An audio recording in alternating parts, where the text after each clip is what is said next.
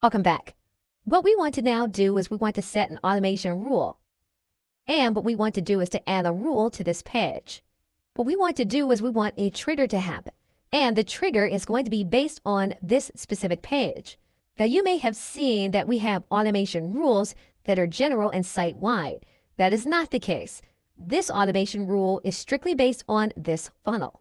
So what we want to do is we want to set a trigger in motion when this funnel form step is subscribed. And so what we've said is that when the individual comes to this funnel and they go through this funnel step, we then want to set an action. What we want to happen is we want to enroll that individual in a course. What we now want to do is we want to choose the course that we want the individual to be enrolled in, and we're going to choose the course that we just created. And what we've now done is we've now made it so that when the individual submits that form, they will then be given access to enroll in our course. We now want to click Save Rule. And so we now have our rule in place. What we can now do is we can now go to the thank you page and customize it. And what we basically want to do is to communicate to the individual that has submitted the form what's now going to happen. And we want to do that on the thank you or download page.